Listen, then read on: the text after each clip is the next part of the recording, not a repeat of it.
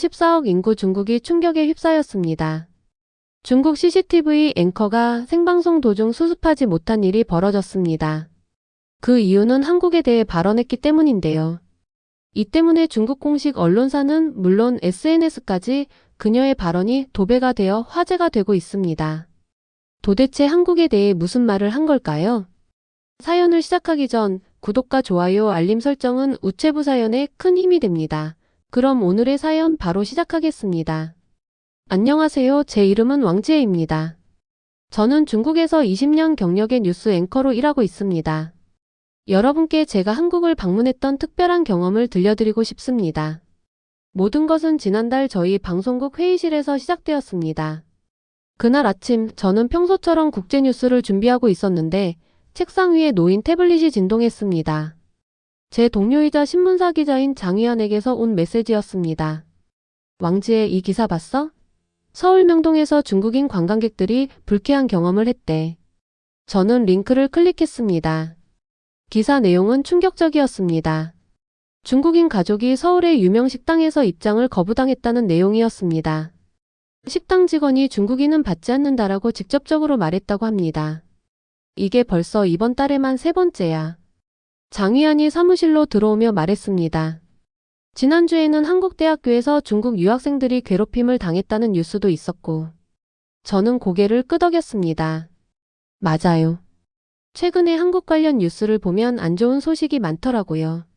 사실 저는 몇 달 전부터 한국과 관련된 부정적인 뉴스들을 계속 접하고 있었습니다.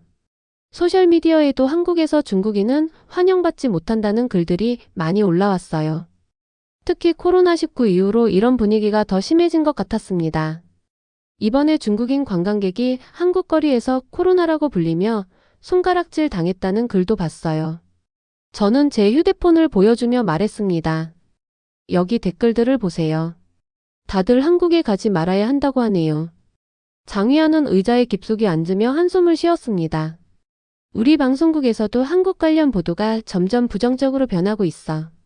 한국 드라마나 K-팝은 인기 있지만 실제로 한국 사회는 중국인에게 배타적이라는 인식이 강해지고 있어. 그때 제 머릿속에 하나의 아이디어가 떠올랐습니다. 저는 장위안을 똑바로 쳐다보며 말했습니다. 우리가 직접 가서 확인해보면 어떨까요? 기자로서 소문과 실제가 얼마나 다른지 알아보는 것도 중요하지 않을까요? 장위안은 눈을 크게 뜨며 말했습니다. 뭐라고요? 지금 한국에 가자고요? 모든 부정적인 보도를 알면서도요? 바로 그거예요. 저는 결연한 목소리로 대답했습니다. 우리는 기자잖아요. 직접 보고 듣고 경험해야 진실을 알 수 있지 않을까요? 2주 정도 한국에 가서 실제로 중국인들이 어떤 대우를 받는지 확인해보는 겁니다. 장위안은 잠시 생각에 잠겼습니다. 그는 평소에 신중한 성격이라 이런 갑작스러운 제안에 쉽게 동의하지 않을 것이라고 생각했습니다. 사실 좀 걱정돼요. 인터넷에 올라온 경험담들을 보면 그는 태블릿을 집어들고 스크롤을 내렸습니다. 여기 봐요. 중국인 유학생이 한국 지하철에서 중국어로 통화했다가 옆 사람에게 시끄럽다고 욕설을 들었대요. 그리고 이건 한국 쇼핑몰에서 중국인 관광객들이 직원에게 무시당했다는 글이에요. 저는 그의 우려를 이해했습니다. 하지만 저는 그보다 더 궁금했습니다. 정말 한국 사회 전체가 그런 것인지 아니면 몇몇 사례가 과장되어 퍼진 것인지 말이죠. 장위안, 생각해봐요. 만약 그런 일들이 정말 일상적으로 벌어진다면 우리가 직접 경험해볼 필요도 있지 않을까요? 그리고 만약 과장된 것이라면 우리가 진실을 알리는 역할을 할 수도 있을 거예요. 제 말을 듣고 장위안의 표정이 조금씩 변하는 것을 느꼈습니다. 그는 여전히 불안해 보였지만 동시에 호기심도 있어 보였습니다. 글쎄요. 당신 말도 일리가 있네요. 하지만 정말 위험하진 않을까요? 저는 미소 지었습니다. 우리는 그냥 관광객으로 갈 거예요. 평범하게 관광지도 보고 음식도 먹고 현지인들과 대화도 나눠보는 거죠. 어떤 특별한 실험을 하는 게 아니라 그냥 일반 여행객으로서의 경험을 해보는 겁니다. 결국 장위안은 동의했고 우리는 다음 주에 출발하기로 했습니다. 하지만 여행 준비를 하면서도 그의 얼굴에는 걱정이 가득했습니다. 출발 전날 저희는 마지막 준비를 위해 사무실에서 만났습니다. 장희아는 노트북을 열고 한국 여행 관련 커뮤니티 게시판을 보고 있었습니다. 여기 봐요. 이 글은 한국 버스에서 중국인이라는 이유로 자리를 양보하라는 요구를 받았다고 해요. 그리고 이건 서울 시내에 중국인 출입금지라는 표지판이 있다는 사진이에요. 저는 그의 노트북 화면을 보았습니다. 몇몇 게시물들은 정말 충격적이었습니다. 한 중국인 관광객은 한국 거리에서 중국인은 집에 가라는 문구가 적힌 피켓을 든 시위대를 마주쳤다고 했고, 또 다른 글에서는 중국 음식점 주인이 중국 바이러스라는 낙서로 가게가 훼손되었다고 했습니다. 이런 일들이 정말 일상적으로 일어나는 걸까요? 장희안이 불안한 목소리로 물었습니다. 그건 우리가 가서 직접 확인해 봐야겠죠. 저는 결연한 목소리로 대답했습니다. 내일 아침 일찍 공항에서 만나요. 다음 날 아침 베이징 공항에서 장희안을 만났을 때 그는 여전히 불안해 보였습니다. 체크인 카운터에서 줄을 서는 동안 그는 계속해서 핸드폰을 확인하고 있었습니다. 또 새로운 글이 올라왔어요. 그가 보여준 화면에는 한 중국인 유학생이 한국 대학 기숙사에서 중국인과 방을 같이 쓰기 싫다는 한국인 룸메이트 때문에 어려움을 겪고 있다는 내용이었습니다. 이런 이야기들을 보면 정말 가고 싶은 마음이 사라져요. 장희안이 한숨을 쉬었습니다. 그렇게 생각하지 말고 이번 기회에 진실을 확인하는 거예요. 저는 격려했습니다. 어쩌면 우리가 듣던 것과는 완전히 다른 경험을 하게 될지도 모르잖아요. 비행기를 타기 전 저희는 공항 라운지에서 마지막으로 SNS에 올라온 한국 관련 글들을 살펴보았습니다. 한국에서는 중국어로 크게 말하지 마세요. 불쾌한 시선을 받을 수 있습니다. 한국 택시는 중국인에게 할증 요금을 부과하는 경우가 있으니 주의하세요. 식당에서 중국인임을 알리지 않는 것이 좋습니다. 이런 조언들이 넘쳐났습니다. 정말 이런 곳에 가려고 하는 걸까요?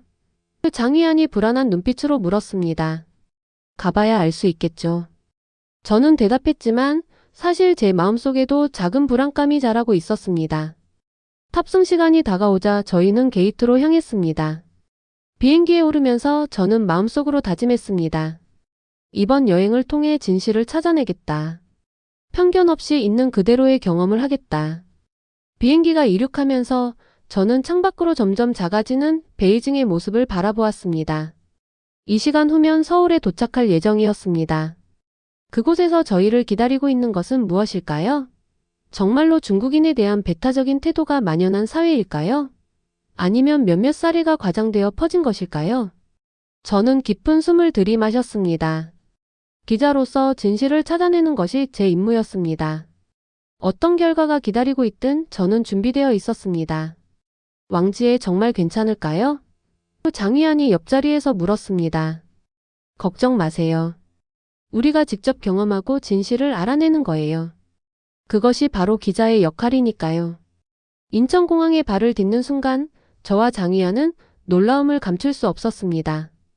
공항은 생각했던 것보다 훨씬 깔끔하고 현대적이었습니다. 첨단 시설들이 곳곳에 배치되어 있었고 모든 것이 질서정연하게 운영되고 있었습니다. 생각보다 정리가 잘 되어 있네요. 자동 출입국 시스템을 통과하며 저는 장희안에게 말했습니다. 터치 한 번으로 모든 것이 처리되는 시스템이 인상적이었습니다.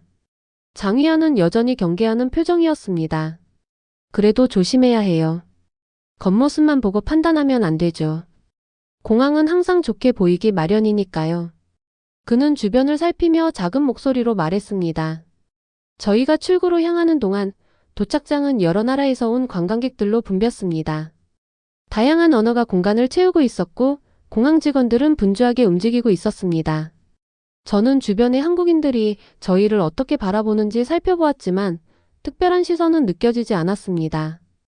공항을 빠져나오자 파란 유니폼을 입은 친절한 안내원이 저희에게 다가왔습니다. 안녕하세요. 도움이 필요하신가요? 그녀는 미소를 지으며 물었습니다. 저는 준비해온 서툰 한국어로 대답했습니다. 저희는 서울로 가고 싶어요. 안내원의 표정이 밝아졌습니다. 아, 중국에서 오셨군요. 공항철도나 리무진 버스를 이용하시면 편리합니다. 그녀는 주머니에서 중국어로 된 팸플릿을 꺼내 저희에게 건네주었습니다. 이거 보시면 더 쉽게 이해하실 수 있을 거예요. 공항철도는 30분마다 출발하고 서울역까지 약 43분 정도 걸립니다. 저는 팸플릿을 받아들며 감사의 말을 전했습니다. 정말 고맙습니다. 친절하시네요. 당연한 일입니다. 즐거운 한국 여행 되세요. 안내원은 밝게 웃으며 다른 관광객들에게 이동했습니다. 장위안은 의아한 표정으로 저에게 속삭였습니다. 왜 이렇게 친절해요? 우리가 중국인인 걸 알면서도. 아직 공항이니까 그런 거 아닐까요? 관광객 상대하는 직원들은 다 이렇게 교육받았을 거예요. 저도 의심스러운 표정으로 대답했습니다. 속으로는 이런 친절함이 진심일까? 하는 생각이 들었습니다. 저희는 공항철도를 타기로 결정했습니다. 티켓 구매 과정에서도 영무원은 인내심을 가지고 저희의 서툰 한국어를 이해하려 노력했습니다. 영무원이 대기 중인 열차 시간표를 가리키며 설명해 주었습니다. 다음 열차는 10분 후에 출발합니다. 플랫폼은 저쪽입니다. 그는 방향을 가리키며 말했습니다. 서울로 향하는 공항철도 안에서 저와 장위안은 주변의 승객들을 조심스럽게 관찰했습니다. 차량은 꽤 붐비는 편이었지만 놀랍게도 아무도 저희에게 특별한 관심을 보이지 않았습니다. 오히려 한 노부인은 저희를 향해 미소를 지었고 옆자리에 앉은 젊은 여성은 간식을 건네기까지 했습니다. 저 드시겠어요? 그녀는 과자 봉지를 내밀며 물었습니다. 저는 잠시 망설이다가 하나를 받았습니다. 감사합니다. 장위안은 여전히 믿기지 않는다는 표정이었습니다. 그는 낮은 목소리로 중국어로 말했습니다. 내가 알던 한국과 다른데 인터넷에서 본 것과 전혀 달라요. 저는 고개를 끄덕였습니다. 맞아요. 하지만 아직 판단하기는 이르죠. 겨우 몇 시간 경험한 것뿐이니까요. 열차는 도시의 외곽을 지나며 점점 서울 중심부로 들어갔습니다. 창밖으로 보이는 풍경은 현대적인 건물들과 아파트 단지들로 가득했습니다. 저는 중국의 대도시와 비슷하면서도 다른 점을 발견할 수 있었습니다. 특히 거리의 정돈된 모습과 녹지 공간이 인상적이었습니다. 서울역에 도착한 후 저희는 사전에 예약해둔 숙소로 향했습니다. 지하철을 타는 과정에서도 특별한 불편함은 없었습니다. 오히려 한 중학생으로 보이는 남학생이 저희가 길을 찾는 것을 보고 자발적으로 도와주었습니다. 어디로 가세요? 학생이 물었습니다. 저는 숙소 주소가 적힌 종이를 보여주었습니다. 아, 이 역에서 3번 출구로 나가시면 돼요. 제가 안내해 드릴게요. 그는 친절하게 말했습니다. 장위안은 여전히 경계하는 모습이었습니다. 왜 이렇게 도와주는 거죠? 뭔가 이상한데. 학생은 웃으며 대답했습니다. 외국인 분들이 길을 찾는 걸 돕는 건 당연한 거 아닌가요? 학교에서도 그렇게 배웠어요. 숙소에 도착한 후 저희는 체크인을 하고 짐을 풀었습니다. 작지만 깔끔한 방이었고 모든 것이 정리되어 있었습니다. 창문 밖으로는 서울의 빌딩들이 보였고 멀리 남산타워도 눈에 들어왔습니다. 이제 배가 고픈데 저녁 먹으러 갈까요? 저는 장위안에게 제안했습니다. 장위안은 잠시 생각하더니 고개를 끄덕였습니다. 그래요. 하지만 중국 음식점은 피해요. 현지 음식을 먹어봐야죠. 저희는 숙소 근처에 있는 한 작은 식당을 발견했습니다. 입구에서 잠시 망설이고 있을 때 식당 주인이 저희를 발견했습니다. 50대로 보이는 남성이었습니다. 어서 오세요. 손님 두 분이시죠? 그는 중국어 단어를 몇 개 섞어가며 말했습니다. 미아오, 진차오. 저와 장위안은 놀라움을 감추지 못했습니다. 식당 주인은 저희를 창가 쪽 좋은 자리로 안내하고 메뉴판을 건네주었습니다. 중국어 메뉴가 없어서 죄송합니다. 제가 설명해 드릴게요. 주인이 친절하게 말했습니다. 그는 각 메뉴를 손가락으로 가리키며 설명했습니다. 이건 비빔밥이고 이건 된장찌개, 여기 있는 건 불고기예요. 중국에서 오신 손님들은 대부분 불고기를 좋아하시더라고요. 저는 주인의 친절함에 감동했습니다. 생각보다 친절하시네요. 중국 손님들이 자주 오세요. 다들 좋은 손님이에요. 주인이 웃으며 대답했습니다. 저도 몇 년 전에 중국 여행을 다녀왔는데 정말 좋았어요.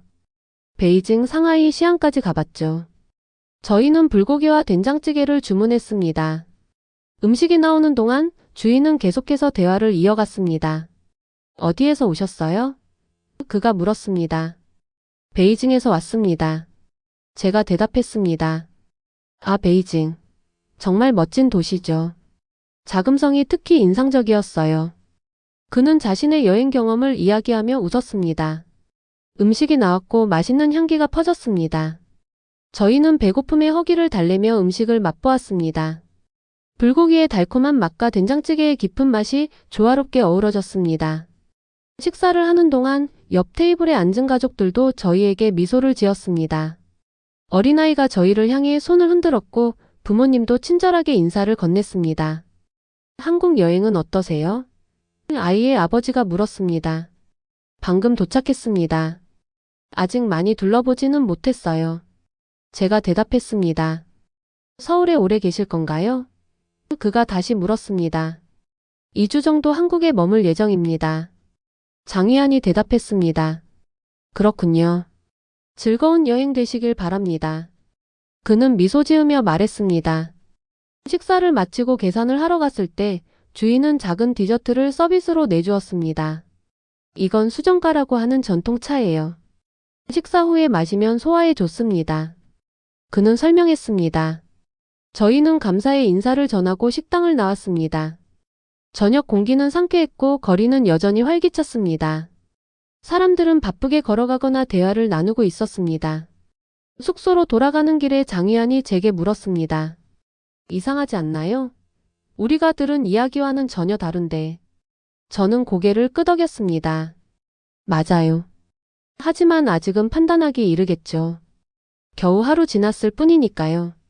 내일부터 더 많은 곳을 둘러보면서 확인해봐야 할 것 같아요. 장휘한은 생각에 잠긴 표정이었습니다. 그래도 지금까지의 경험은 인터넷에서 본 것과는 완전히 달라요. 왜 이런 괴리가 있는 걸까요? 저는 잠시 생각하다가 대답했습니다. 아마도 부정적인 경험을 한 사람들의 목소리가 더 크게 들리는 것 같아요. 좋은 경험을 한 사람들은 굳이 이야기하지 않을 수도 있고요. 그래서 우리가 들은 것은 한쪽 면만 보여주는 것일 수도 있어요. 숙소에 도착한 저희는 내일의 일정을 계획하며 하루를 마무리했습니다. 창밖으로 서울의 밤 풍경이 펼쳐졌습니다. 반짝이는 불빛들이 도시를 덮고 있었고 그 모습은 어떤 중국 도시의 밤과도 다르지 않았습니다. 침대에 누워 오늘의 경험을 되돌아보며 저는 생각했습니다. 지금까지는 괜찮았어. 하지만 내일은 어떨까? 이 친절함이 계속될까? 아니면 우리가 들었던 이야기들이 현실이 될까? 이런 생각을 하며 잠이 들었습니다. 다음날 아침 저희는 일찍 일어나 호텔 근처 카페에서 아침을 먹기로 했습니다. 거리는 이미 출근하는 사람들로 붐비고 있었습니다. 모두 바쁘게 걸어가고 있었지만 질서는 유지되고 있었습니다. 카페에 들어가자 바리스타가 친절하게 맞아주었습니다. 안녕하세요. 어서 오세요. 저희는 커피와 간단한 샌드위치를 주문했습니다. 음식을 기다리는 동안 저는 주변을 둘러보았습니다. 카페는 현대적이고 세련된 분위기였습니다. 사람들은 각자의 일에 집중하거나 조용히 대화를 나누고 있었습니다. 오늘은 어디를 갈 계획이에요? 장휘한이 물었습니다. 경복궁과 인사동을 가보고 싶어요. 한국의 전통과 현대가 공존하는 모습을 보고 싶네요. 제가 대답했습니다. 저희의 대화를 듣고 있던 옆 테이블의 여성이 말을 걸었습니다. 경복궁에 가신다면 11시에 하는 수문장 교대식을 꼭 보세요. 정말 멋있어요. 감사합니다. 그렇게 할게요. 제가 미소 지으며 대답했습니다. 장휘한은 여전히 의아한 표정이었습니다. 그는 작은 목소리로 저에게 말했습니다. 다들 너무 친절해요. 이게 진짜일까요? 지금까지는 그런 것 같아요. 하지만 계속 지켜봐야겠죠. 제가 대답했습니다. 저희는 아침을 먹고 경복궁으로 향했습니다. 지하철은 깨끗하고 질서정연했으며 안내 표시도 중국어로 되어 있어 이동하기 편했습니다. 경복궁 앞에 도착하자 수많은 관광객들이 모여 있었습니다. 다양한 국적의 사람들이 사진을 찍거나 가이드의 설명을 듣고 있었습니다. 저희도 티켓을 구매하고 안으로 들어갔습니다. 궁궐의 웅장한 모습에 저희는 감탄했습니다. 화려한 색상의 건물들과 정교한 장식들이 눈길을 끌었습니다. 저는 중국의 자금성과 비교하며 그 차이점을 느꼈습니다. 건축 양식이 우리와는 다르지만 그 아름다움은 비슷한 것 같아요. 제가 말했습니다. 장위안도 고개를 끄덕였습니다. 맞아요. 한국만의 독특한 매력이 있네요. 궁궐을 구경하는 동안 한 한국인 가이드가 영어로 설명하는 것을 들었습니다. 그는 한국의 역사와 문화에 대해 자세히 설명하고 있었고 중국과의 관계에 대해서도 존중하는 태도로 이야기했습니다. 한국과 중국은 오랜 역사적 관계를 가지고 있습니다. 많은 문화적 교류가 있었고 서로에게 큰 영향을 주고받았죠. 가이드가 말했습니다. 저는 그 말을 듣고 미소 지었습니다. 역사적으로 복잡한 관계가 있었음에도 불구하고 이렇게 존중하는 태도로 설명하는 모습이 인상적이었습니다. 경복궁을 나와 인사동으로 향하는 길에 저와 장위안은 이번 여행에 대한 생각을 나눴습니다. 지금까지는 예상과 다르게 좋은 경험만 하고 있어요. 제가 말했습니다. 그래요. 하지만 아직 여행의 시작일 뿐이에요. 앞으로 더 많은 것을 경험해봐야 할 것 같아요. 장위안이 대답했습니다. 인사동의 좁은 골목길에 들어서자 전통과 현대가 어우러진 모습이 펼쳐졌습니다. 전통 공예품 가게부터 현대적인 카페까지 다양한 상점들이 즐비했습니다. 저희는 한 전통 찻집에 들어가 차를 마시며 휴식을 취하기로 했습니다. 그곳에서 저희는 한국의 전통차를 맛보았고 주인은 각 차의 특징과 효능에 대해 자세히 설명해 주었습니다. 이 차는 대추차인데 건강에 아주 좋아요. 피로 회복에 도움이 됩니다. 주인이 말했습니다. 하루 종일 관광을 하고 숙소로 돌아가는 길에 저는 장위안에게 물었습니다. 오늘 어땠어요? 솔직히 말하면 제 생각이 잘못됐던 것 같아요. 지금까지는 모든 사람들이 친절하고 존중해 주었어요. 그가 대답했습니다. 저는 미소 지었습니다. 맞아요. 우리가 들었던 이야기와는 전혀 다르네요. 아마도 그런 부정적인 경험은 특별한 경우였던 것 같아요. 장위안은 생각에 잠긴 표정으로 말했습니다. 앞으로 남은 여행도 이렇게 좋길 바랍니다. 저는 고개를 끄덕였습니다. 저도 그래요. 그리고 이번 경험을 통해 우리도 많은 것을 배울 수 있을 것 같아요. 직접 경험하기 전에는 함부로 판단하지 말아야 한다는 교훈 같은 것들이요. 그렇게 저희의 한국 여행 이틀째가 지나갔습니다. 처음의 불안과 의심은 점차 호기심과 기대로 바뀌어가고 있었습니다. 앞으로의 여행이 어떤 모습일지 저희는 기대하며 잠이 들었습니다. 다음날 저와 장위안은 서울 시내를 탐방하기로 했습니다. 아침 일찍 일어나 호텔 조식을 간단히 먹은 후 저희는 첫 번째 목적지인 경복궁으로 향했습니다. 지하철을 타고 가는 동안 주변 사람들이 저희를 특별히 쳐다보지 않는다는 것이 신기했습니다. 지하철이 정말 깨끗하고 편리하네요. 제가 장위안에게 말했습니다. 맞아요. 베이징 지하철보다 훨씬 조용하고 질서정연한 것 같아요. 장위안이 대답했습니다. 경복궁에 도착해서 입장권을 구매할 때 매표소 직원이 친절하게 중국어 안내 책자를 건네주었습니다. 저는 놀라움을 감추지 못했어요. 중국에서 오셨죠? 이 책자가 도움이 될 거예요. 직원이 미소 지으며 말했습니다. 저희는 약 2시간 동안 경복궁의 아름다운 건축물과 정원을 둘러보았습니다. 한국의 전통 건축 양식이 중국의 것과 비슷하면서도 독특한 특징을 가지고 있다는 점이 인상적이었습니다.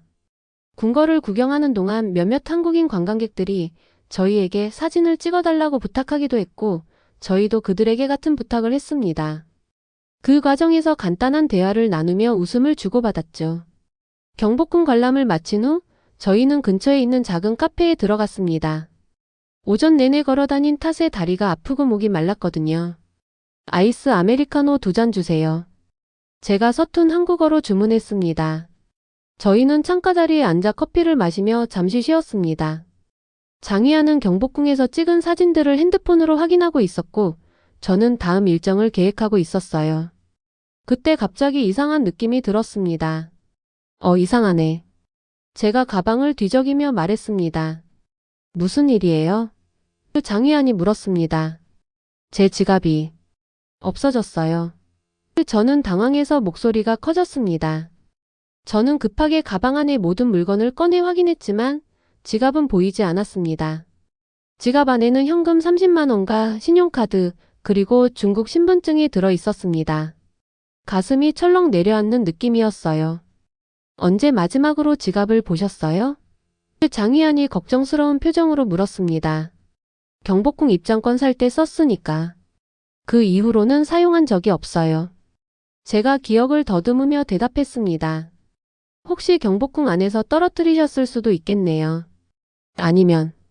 장휘안이 잠시 망설이더니 낮은 목소리로 말을 이었습니다.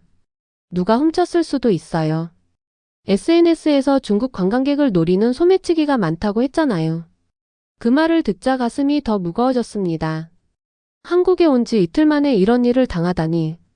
저희가 들었던 이야기들이 사실일지도 모른다는 생각이 들었어요. 일단 자리에서 일어나기 전에 테이블 아래도 확인해봐요. 제가 제안했습니다. 저희는 테이블 아래와 의자 주변을 샅샅이 살펴보았지만 지갑은 보이지 않았습니다. 저는 점점 더 초조해졌고 한국 여행 내내 돈 없이 어떻게 지내야 할지 걱정되기 시작했습니다. 장휘안은 주변 테이블과 카페 입구 쪽도 살펴보았지만 역시 지갑은 보이지 않았습니다. 그때 카페 직원이 저희 테이블로 다가왔습니다. 손님 무슨 일 있으세요? 뭔가 찾고 계신 것 같은데. 저는 서툰 한국어와 몸짓을 섞어 상황을 설명했습니다. 제 지갑이 없어졌어요. 검은색 작은 지갑인데. 직원은 잠시 생각하더니 고개를 끄덕였습니다. 잠시만 기다려주세요. 확인해 볼게요. 그녀는 카운터로 향했고 저와 장휘안은 불안한 마음으로 기다렸습니다. 약 2분 후 그녀가 익숙한 검은색 지갑을 들고 돌아왔습니다. 혹시 이 지갑 찾으시는 건가요? 아까 손님이 앉으셨던 의자 옆에 떨어져 있어서 다른 직원이 발견하고 보관해 뒀어요. 저는 믿을 수 없다는 표정으로 지갑을 받아들었습니다. 지갑을 열어보니 돈도 카드도 모두 그대로였습니다. 정말 감사합니다. 저는 진심으로 고개를 숙여 감사 인사를 했습니다. 천만에요.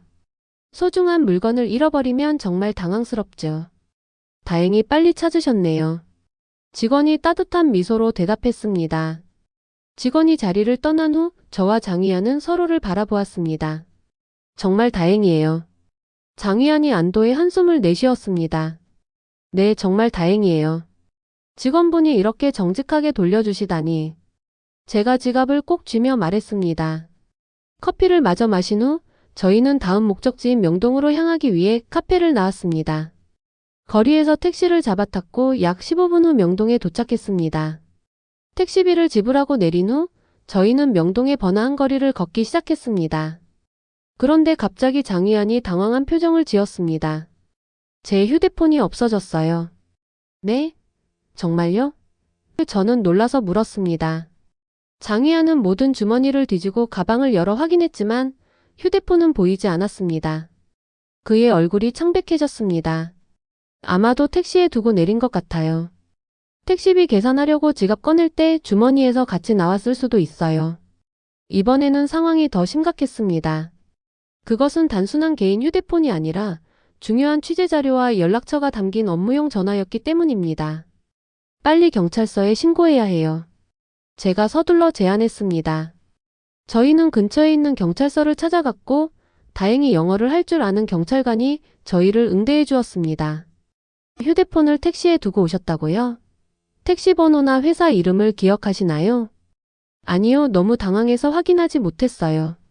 장휘안이 낙심한 표정으로 대답했습니다. 경찰관은 잠시 생각하더니 컴퓨터로 무언가를 입력하기 시작했습니다. 결제는 어떻게 하셨나요? 카드인가요? 현금인가요? 카드로 했어요. 장휘안이 대답했습니다. 그럼 택시 회사를 찾을 수 있을 거예요. 카드 영수증 좀 보여주시겠어요? 장휘안은 지갑에서 영수증을 꺼내 경찰관에게 건넸습니다. 경찰관은 영수증의 정보를 확인한 후 택시 회사에 전화를 걸었습니다. 그는 약 5분 동안 통화를 했고 그동안 저와 장휘안은 불안한 마음으로 기다렸습니다.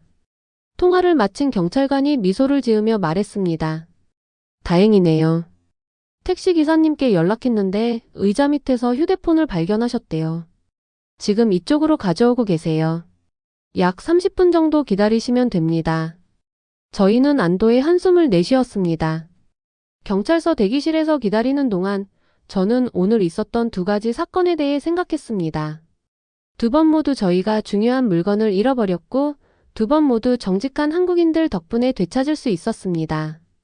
약 40분 후 택시기사가 직접 경찰서로 휴대폰을 가져왔습니다. 그는 60대 정도로 보이는 친절한 인상의 남성이었습니다. 여기 있습니다. 뒷좌석 의자 밑에 떨어져 있더군요. 택시기사가 휴대폰을 장위안에게 건네주었습니다. 정말 감사합니다. 일부러 가져다 주셔서. 장위안이 감동한 목소리로 말했습니다. 별 말씀을요. 당연한 일인데요. 한국 여행 즐겁게 하세요. 택시기사가 웃으며 말했습니다. 장위안은 감사의 뜻으로 약간의 사례를 하려 했지만 택시기사는 정중히 거절했습니다. 아닙니다. 그냥 제 일을 한 것뿐이에요. 여러분의 나라에 갔을 때 저도 친절한 대우를 받았으니까요. 택시기사가 떠난 후 저와 장위안은 경찰서를 나왔습니다. 거리로 나오자 저는 장위안에게 말했습니다. 우리가 들었던 이야기들과는 너무 다른데요. 지갑도 찾고 휴대폰도 찾고. 여기 사람들이 정말 정직하고 친절한 것 같아요. 내가 맞았어요. 직접 와서 보니 정말 다르네요. SNS에서 봤던 그런 부정적인 이야기들이 전부는 아닌 것 같아요. 장위안이 고개를 끄덕였습니다. 저희는 경찰서를 나와 명동에서 쇼핑을 즐겼습니다. 여러 상점을 둘러보면서 판매원들의 친절한 응대와 도움에 놀랐습니다. 중국어를 조금씩 할 줄 아는 판매원들도 있었고 영어나 번역 앱을 사용해 소통하려는 노력을 보여주는 사람들도 많았습니다. 점심으로 유명한 한국 음식점에서 삼겹살을 먹었는데 주인 아주머니가 중국인인 저희에게 특별히 중국식 소스를 만들어 주셨습니다. 중국 손님들은 이 소스를 좋아하더라고요. 한번 드셔보세요. 주인 아주머니가 친절하게 말씀하셨습니다. 저녁에 호텔로 돌아오는 길에 저는 오늘 하루 동안의 경험을 정리했습니다. 분명 한국에는 중국인을 차별하는 사람들이 일부 있을 수 있습니다. 어느 나라에나 그런 사람들은 존재하니까요. 하지만 저희가 만난 카페 직원, 경찰관, 택시기사, 식당 주인은 모두 친절하고 정직했습니다. 호텔 로비에 도착했을 때 프런트 데스크 직원이 저희를 반갑게 맞이했습니다. 오늘 관광은 어떠셨어요? 혹시 도움이 필요한 것 있으세요? 네, 정말 좋았어요. 사실 오늘 지갑과 휴대폰을 잃어버렸다가 다시 찾았어요. 한국 분들이 정말 정직하고 친절하더라고요. 제가 솔직하게 말했습니다. 아, 정말 다행이네요. 물건을 잃어버리면 정말 당황스럽죠. 내일은 어디로 가실 예정인가요? 남대문 시장과 남산타워에 가볼 계획이에요. 제가 대답했습니다. 좋은 선택이세요. 남산타워에서는 서울 전체를 내려다볼 수 있어요. 날씨가 좋으면 정말 아름다워요. 방으로 돌아와 침대에 누운 저는 오늘 하루를 되돌아보았습니다. 아침에 지갑을 잃어버렸을 때는 정말 당황했고 한국에 대한 부정적인 편견이 맞는 것인지 의심스러웠습니다. 하지만 이제는 그런 생각이 얼마나 잘못되었는지 깨달았어요. 미디어와 SNS에서 본 몇 가지 부정적인 사례들이 한국의 전체 모습을 대표하지는 않는다는 것을 직접 경험했습니다. 장위안도 비슷한 생각을 하고 있는 듯 했습니다. 왕지혜 씨, 오늘 정말 특별한 경험이었어요. 처음에는 두렵고 불안했는데 이제는 한국에 대한 생각이 많이 바뀌었어요. 저도 그래요. 앞으로 남은 여행도 즐겁게 할 수 있을 것 같아요.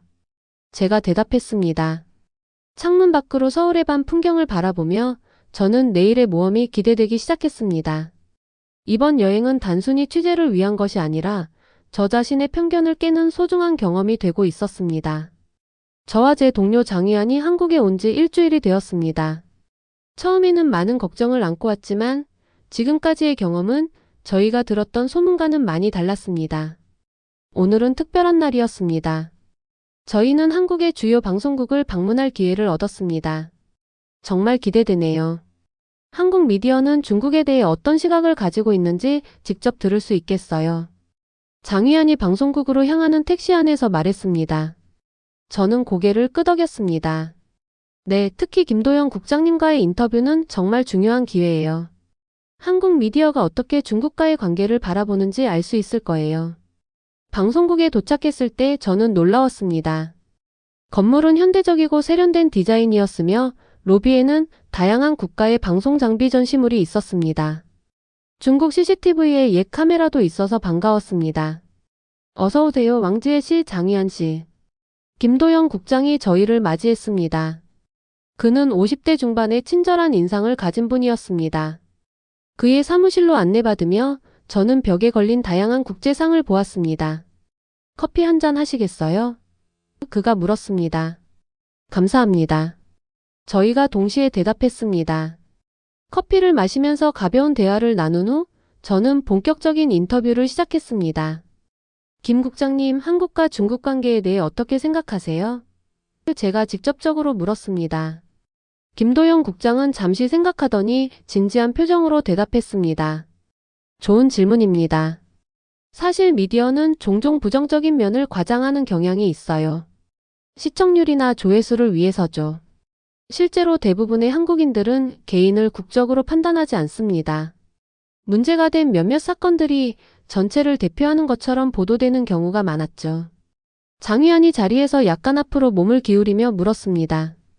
그럼 왜 중국인 출입금지 같은 표지판이 있다는 보도가 있었나요? 저희는 그런 뉴스를 여러 번 봤습니다. 김 국장은 편안하게 의자에 기대며 대답했습니다. 그런 일부 사례가 있었던 건 사실입니다. 특히 코로나19 시기에 그런 일들이 있었어요. 하지만 그것은 소수의 경우였고 대부분의 한국인들은 그런 차별에 반대합니다. 미디어가 극단적인 사례에 집중하다 보니 전체 그림이 왜곡되는 경우가 있었죠. 구체적인 예를 들어주실 수 있을까요? 제가 더 자세히 알고 싶어 물었습니다. 물론이죠. 예를 들어 지난해 서울의 한 식당에서 중국인 출입금지 표지판이 발견되었을 때 많은 한국인들이 SNS에서 그것을 비판했습니다. 그리고 며칠 만에 그 표지판은 내려졌죠. 하지만 그 과정은 뉴스에서 크게 다루어지지 않았어요. 표지판이 있다는 사실만 보도되었죠. 김 국장은 컴퓨터를 켜고 몇 가지 데이터를 보여주었습니다. 이건 저희가 실시한 여론조사 결과입니다. 외국인에 대한 차별에 어떻게 생각하십니까? 라는 질문에 78%의 응답자가 모든 형태의 차별에 반대한다고 답했습니다. 물론 여전히 22%는 다른 의견을 가지고 있지만 대다수는 포용적인 태도를 보이고 있습니다. 저는 숫자를 보면서 생각에 잠겼습니다. 이런 데이터는 중국에서는 보지 못했던 것이었습니다. 한국인들이 정말 중국인을 싫어한다고 생각하세요? 저는 가장 궁금했던 질문을 직접적으로 던졌습니다. 김도영 국장은 고개를 저었습니다. 그렇지 않습니다. 정치적 갈등과 개인적인 감정은 별개입니다. 대부분의 한국인들은 중국 문화와 역사를 존중하며 중국인들과 좋은 관계를 맺고 있어요. 사실 한국의 많은 대학생들이 중국어를 배우고 있고 중국 문학과 영화도 인기가 있습니다. 특히 젊은 세대들은 더 개방적인 태도를 보이는 경향이 있어요. 저는 그의 말에 공감했습니다. 지금까지 저희가 만난 한국인들 대부분은 친절했고 중국에 대해 긍정적인 관심을 보였습니다. 그럼 미디어는 왜 부정적인 측면을 더 강조하는 것 같나요? 장 위원이 물었습니다. 김 국장은 깊은 숨을 내쉬었습니다. 안타깝게도 그것이 미디어의 본질이기도 합니다. 개가 사람을 물었다는 뉴스는 기사가 되지만 개가 평화롭게 걸어간다는 뉴스는 기사가 되지 않죠. 부정적인 뉴스가 더 많은 관심을 끌고 더 많은 클릭을 유도합니다. 이건 한국만의 문제가 아니라 전 세계 미디어의 경향이에요. 그의 설명은 매우 합리적이었습니다. 저 역시 기자로서 그런 경향성을 잘 알고 있었습니다. 혹시 한국과 중국 관계 개선을 위해 미디어가 할 수 있는 역할이 있을까요? 제가 다시 물었습니다. 네, 많은 것들이 있습니다. 김 국장이 열정적으로 말했습니다. 우선 양국의 문화와 역사에 대한 이해를 높이는 프로그램을 더 많이 제작할 수 있어요. 또한 일반 시민들의 교류 이야기를 더 많이 다룰 수 있죠. 예를 들어 한국에서 공부하는 중국 유학생들이나 중국에서 일하는 한국인들의 이야기를 통해 서로에 대한 이해를 높일 수 있습니다. 인터뷰는 예상보다 훨씬 길게 이어졌습니다. 김 국장은 매우 개방적이고 솔직했습니다. 그는 또한 저희에게 방송국 투어를 제안했습니다. 직접 스튜디오를 보시면 어떨까요? 지금 생방송 준비 중인데 구경하실 수 있어요. 저희는 기쁘게 그 제안을 받아들였습니다. 스튜디오는 최첨단 장비로 가득 차 있었고 모든 것이 매우 체계적으로 운영되고 있었습니다. 와, 정말 인상적이네요. 장 위원이 감탄했습니다. 투어 중에 저희는 여러 PD와 기자들을 만났습니다. 그들 중 한 명인 박지연 PD는 베이징에서 3년간 근무한 경험이 있었습니다. 중국에서의 생활이 정말 좋았어요. 그녀가 말했습니다.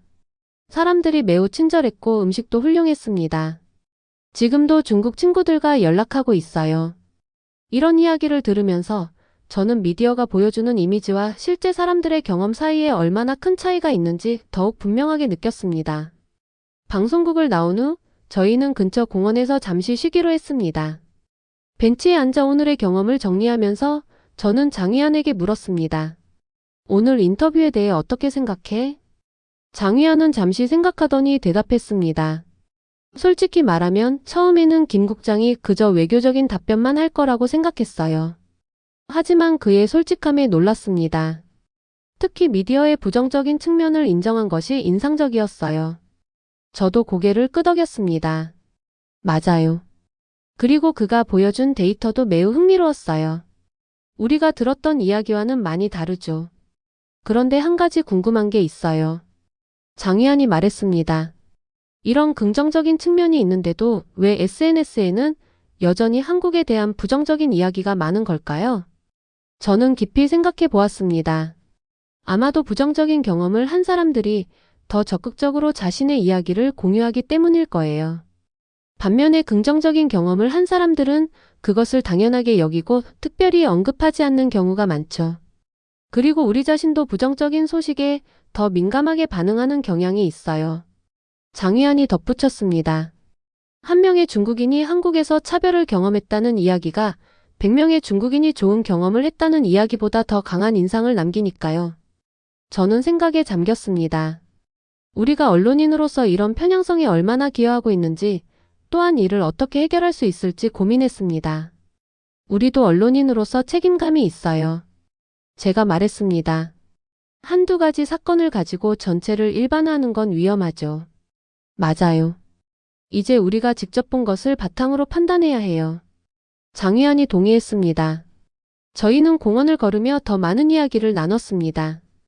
길을 걷다가 한 노인을 만났습니다. 그는 중국어로 된 책을 읽고 있었습니다. 안녕하세요. 저희가 한국어로 인사했습니다. 노인은 놀란 표정으로 고개를 들었습니다. 아, 중국에서 오셨나요? 그가 유창한 중국어로 물었습니다.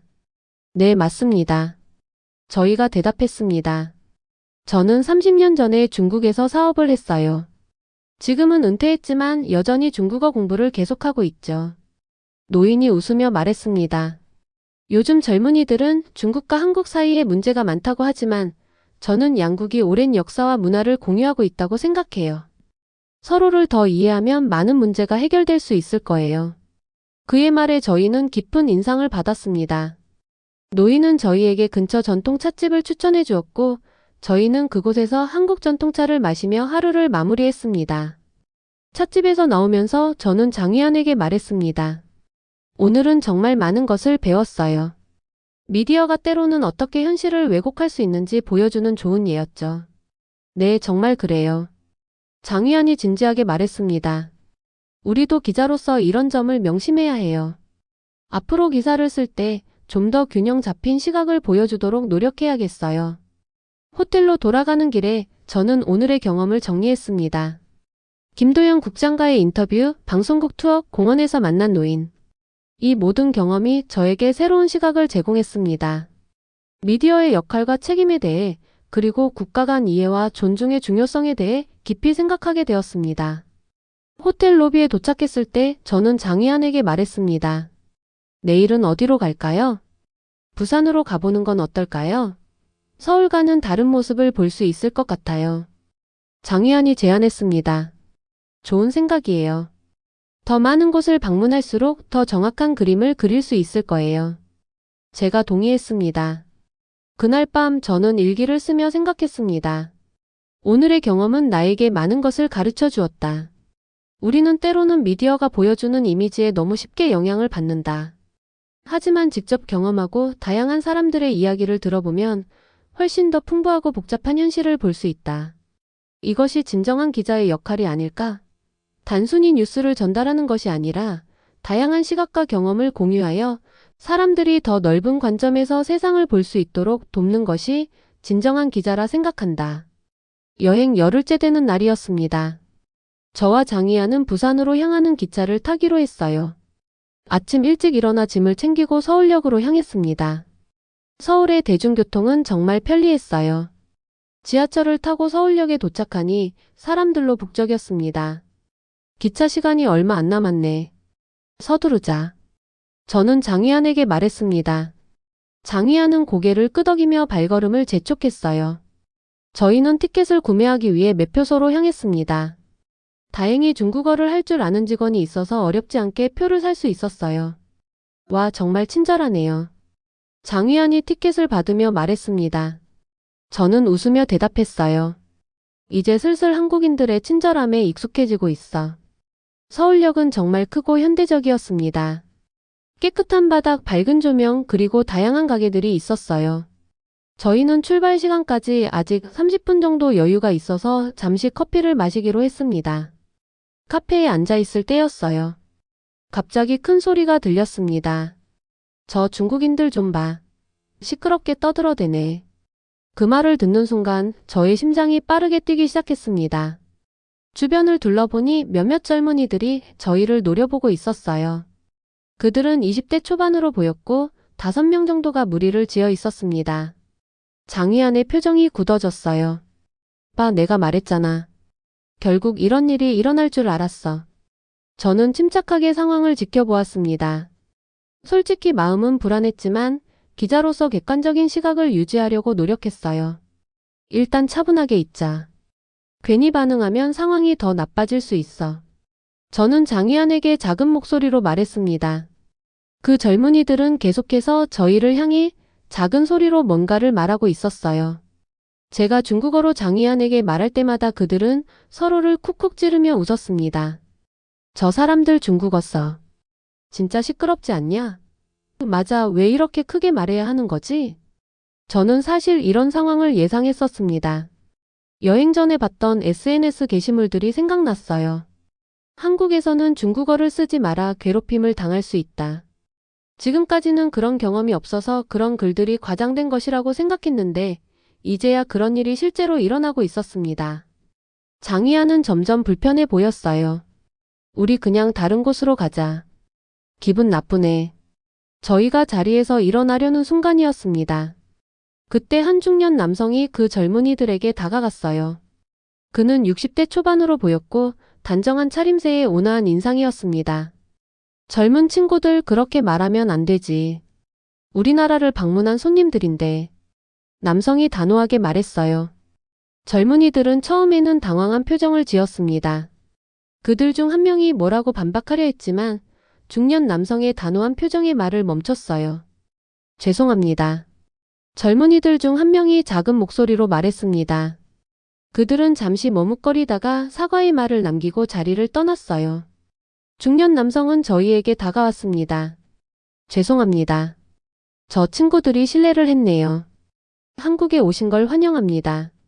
그는 진심 어린 목소리로 말했어요. 저는 놀라움을 감추지 못했습니다. 장희안도 마찬가지였어요. 이런 전개는 전혀 예상하지 못했거든요. 왜 저희를 도와주셨어요? 장희안이 물었습니다. 중년 남성은 따뜻한 미소를 지으며 대답했어요. 당연한 일이죠. 어느 나라 사람이든 우리나라를 방문했다면 존중받아야 합니다. 몇몇 철없는 젊은이들 때문에 한국에 대한 안 좋은 인상을 받지 않았으면 좋겠네요. 그 말을 듣고 저는 가슴이 따뜻해지는 느낌이었습니다.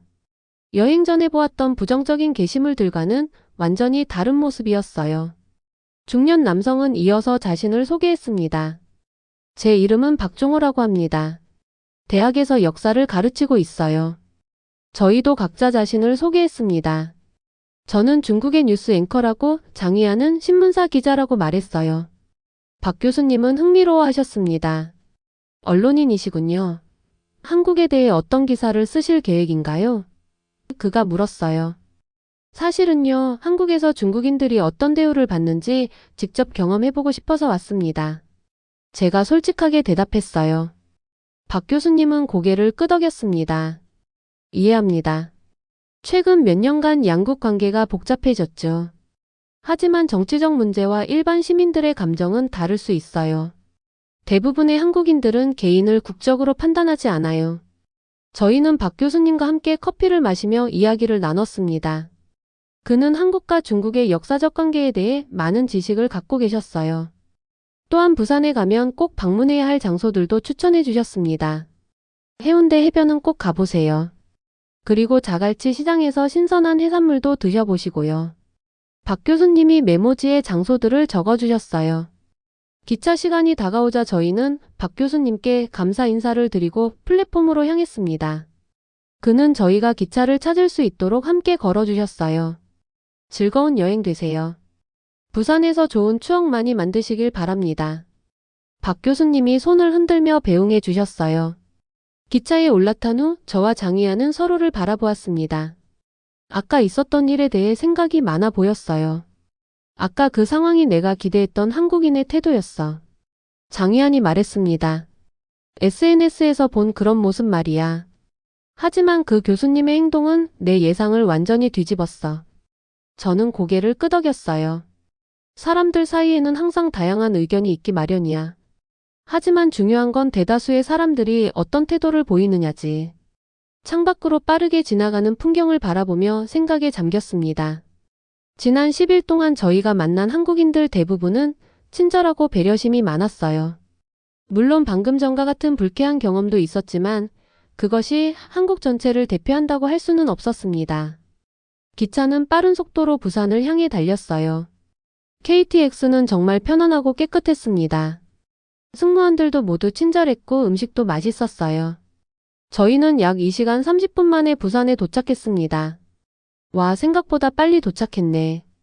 장희안이 놀라며 말했어요. 부산역에 내리자 서울과는 또 다른 분위기가 느껴졌습니다. 바다 냄새가 살짝 느껴졌고 사람들의 말투도 조금 달랐어요. 저희는 먼저 숙소에 짐을 풀고 해운대 해변으로 향했습니다. 해운대는 정말 아름다웠어요. 넓은 모래사장과 푸른 바다가 눈앞에 펼쳐졌습니다. 3월이라 수영하기에는 추웠지만 해변을 걷는 것만으로도 마음이 평화로워졌어요. 여기 정말 좋다. 저는 깊은 숨을 들이마시며 말했습니다. 응, 서울의 복잡함에서 벗어나니 좋네. 장희안도 동의했어요. 저희는 해변을 따라 천천히 걸었습니다. 날씨는 맑았지만 바람이 조금 강하게 불었어요. 갑자기 강한 바람이 불어 제 모자가 날아갔습니다. 아, 내 모자. 저는 모자를 쫓아달렸어요. 하지만 바람은 모자를 더 멀리 날려버렸습니다. 모자는 해변 끝쪽으로 계속 굴러갔어요. 저는 숨이 차도록 달렸지만 모자를 잡기는 어려웠습니다. 그때였어요. 한 한국인 여학생이 모자를 발견하고 재빨리 잡아주었습니다. 그녀는 대학생처럼 보였고 친구들과 함께 해변을 걷고 있었어요. 이거 찾으시는 건가요? 여학생이 미소를 지으며 모자를 건네주었습니다. 네, 감사합니다. 저는 숨을 고르며 대답했어요. 천만에요. 한국 여행은 어떠세요? 여학생이 물었습니다. 그녀의 질문에 저는 잠시 생각했어요. 지난 10일간의 경험을 어떻게 요약해야 할까? 서울역에서 있었던 불쾌한 경험? 아니면 박 교수님의 따뜻한 배려? 혹은 지갑과 휴대폰을 돌려준 정직한 사람들? 생각보다 훨씬 좋아요. 사람들이 친절하고 도시도 아름다워요. 저는 진심으로 대답했습니다. 다행이네요. 중국에서 오셨나요? 여학생이 물었어요. 네, 베이징에서 왔어요. 제가 대답했습니다. 베이징에 한번 가보고 싶었어요. 자금성과 만리장성이 정말 멋지다고 들었거든요. 여학생이 눈을 반짝이며 말했어요. 저는 기뻤습니다. 그녀는 제가 중국인이라는 사실에 전혀 부정적인 반응을 보이지 않았어요. 오히려 중국에 대한 관심과 호기심을 가지고 있었습니다. 베이징에 오시면 제가 가이드해 드릴게요. 저는 웃으며 말했어요. 정말요? 그럼 꼭 연락드릴게요. 여학생이 즐겁게 말했습니다. 그녀는 친구들과 함께 인사를 하고 떠났어요. 즐거운 여행 되세요. 장희안이 제게 다가왔습니다. 뭔가 좋은 일 있었어? 응, 정말 친절한 한국인을 또 만났어. 저는 미소를 지으며 대답했어요. 저희는 해운대 해변에서 석양을 바라보았습니다. 서서히 저물어가는 태양이 바다 위로 붉은 빛을 흩뿌렸어요. 그 아름다운 광경 앞에서 저는 다시 한번 생각했습니다. 여행 전에 가졌던 편견들이 얼마나 무의미했는지 말이에요. 너무 미리 판단했던 것 같아. 제가 장희안에게 말했습니다. 그래, 난 특히 더 그랬어. 장희안이 고개를 끄덕였어요. 몇 가지 부정적인 소문만 듣고 전체를 단정지었으니까. 저희는 해변에서 나와 근처 식당에서 해산물 요리를 주문했습니다. 서빙하는 아주머니는 저희가 중국에서 왔다는 것을 알고는 특별히 중국식으로 간을 맞춰주셨어요.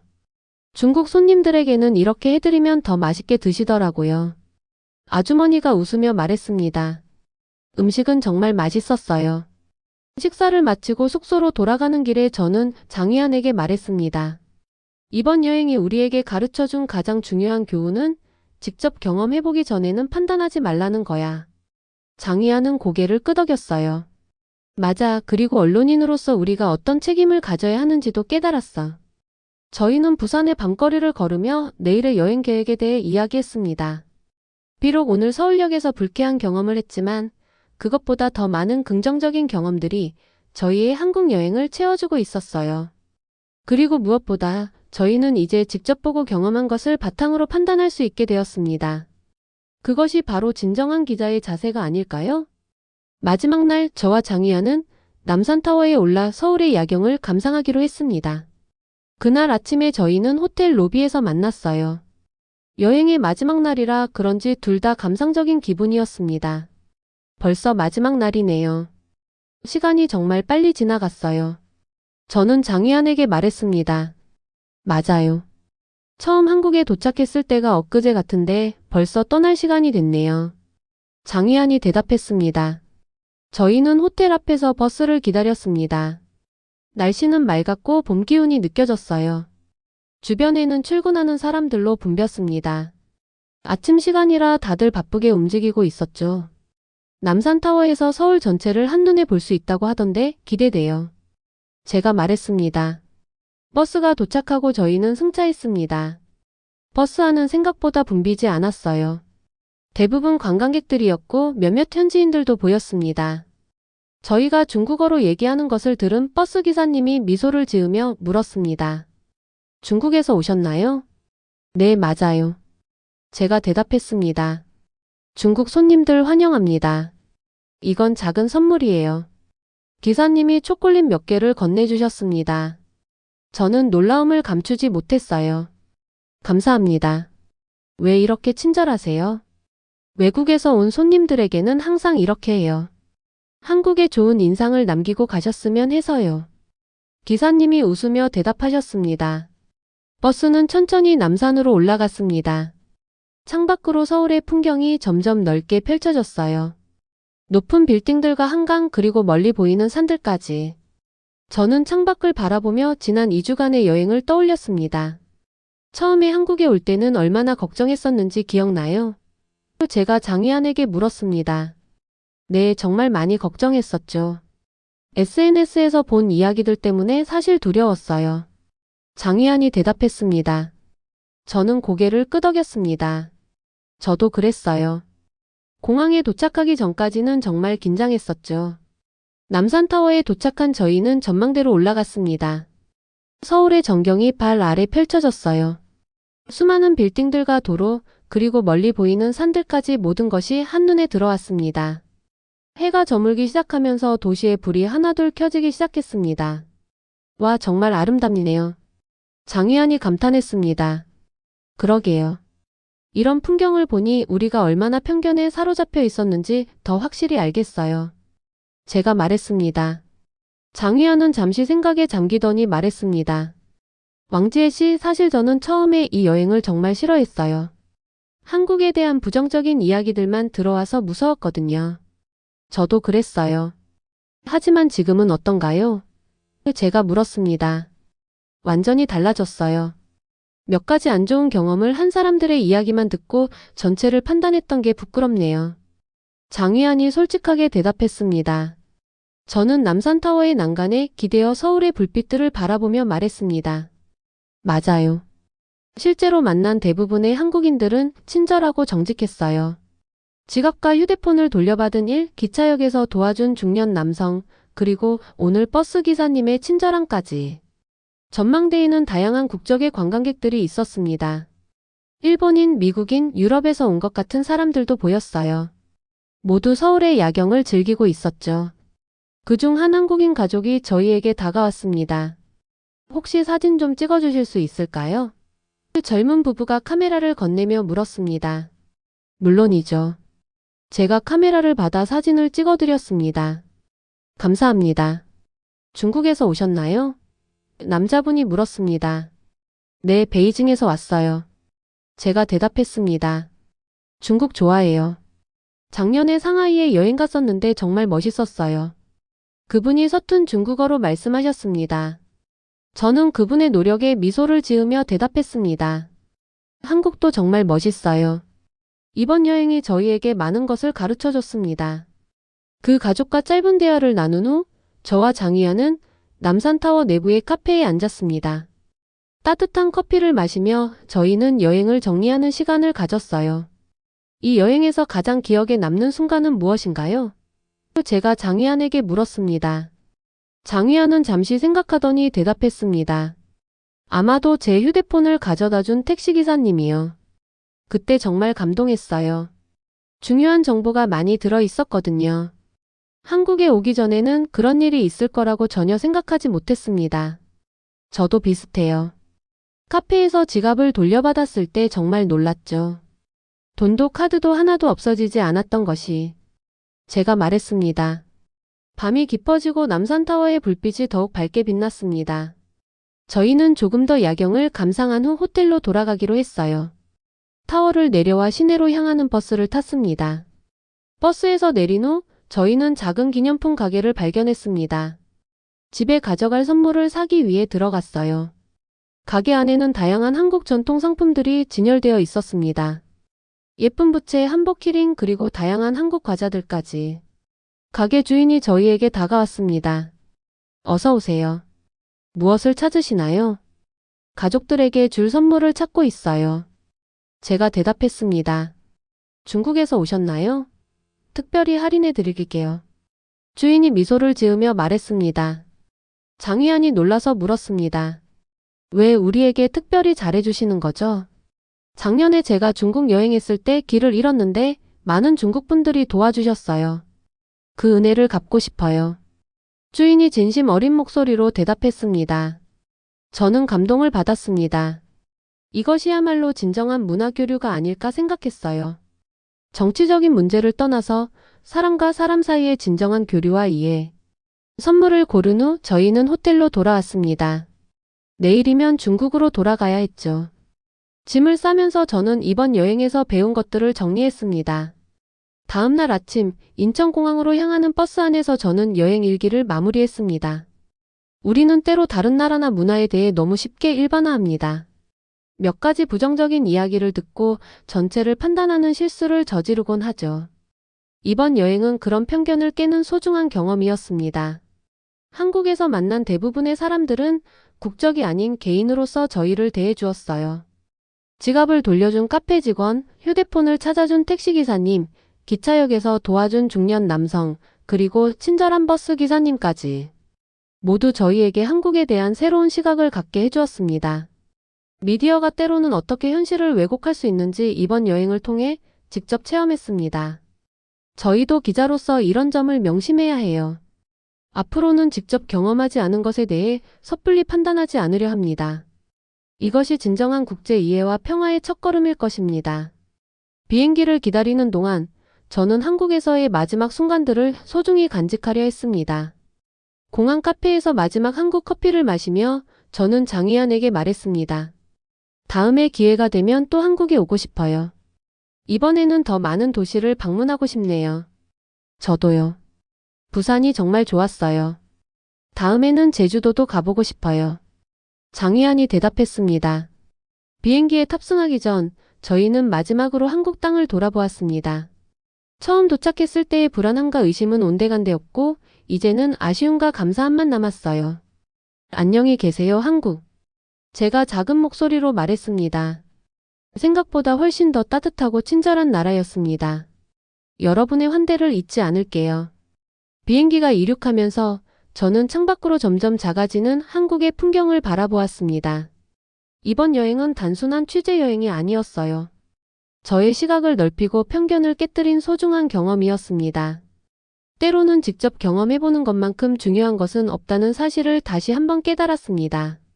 미디어가 보여주는 것이 항상 진실은 아니다. 제가 마음속으로 되뇌었습니다. 진실은 직접 경험하고 느끼는 것에 있다. 비행기가 구름 위로 올라가면서 저는 이제 베이징으로 돌아가 제가 직접 경험한 한국의 이야기를 전할 준비가 되어 있었습니다. 편견 없이 있는 그대로의 한국을. 그것이 진정한 기자의 역할이라고 생각했습니다. 오늘 준비한 사연은 여기까지입니다. 끝까지 시청해주셔서 진심으로 감사드리며 늘 좋은 영상으로 찾아뵙도록 하겠습니다. 구독과 좋아요, 알림 설정은 우체부 사연에 큰 힘이 됩니다. 이상 감동 우체통이었습니다.